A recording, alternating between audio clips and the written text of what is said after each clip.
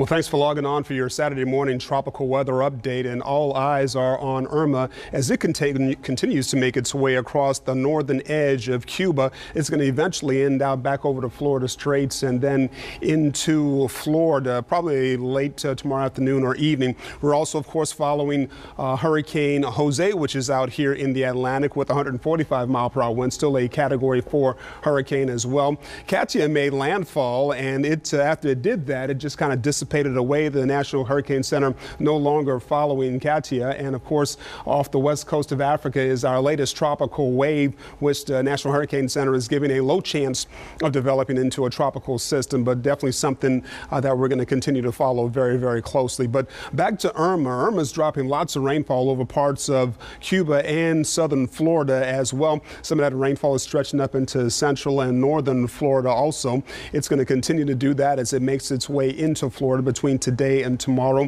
Jose looks like it's going to stay out over the Atlantic and eventually just kind of die away. But Jose is moving out over some very warm water, temperatures in the mid-80s out there. And when Irma moves out over the Florida Straits, it will be moving out over water temperatures of 89 degrees. So it will definitely intensify before it makes landfall in Florida. In fact, here's the latest National Hurricane Center forecast track, taking it from a Category 3 status into a Category 4 status when it moves over the Florida Straits, and then into southwest Florida as a Category 4 hurricane, a very, very powerful storm late on Sunday, and then making its way through Florida as a Category 3 hurricane before it enters Georgia, then ends up in Tennessee by Wednesday of next week. So something we're definitely going to follow very, very closely and keep you as up to date as possible. All the models are generally in concurrence that is exactly what Irma is going to do over the next several days. And here's a look at the European model, which shows it moving, continuing to move over the northern edge of Cuba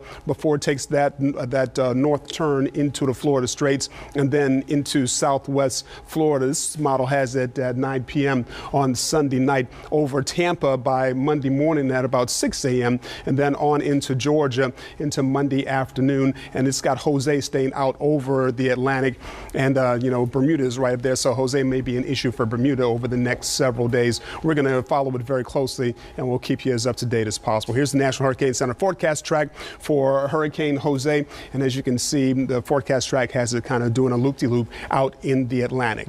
Currently with 145-mile-per-hour winds. Keep in mind that the height of hurricane season is here. It is tomorrow, and hopefully after tomorrow we'll see the activity start to fall off quite significantly. Thanks for logging on for your Saturday morning tropical weather update.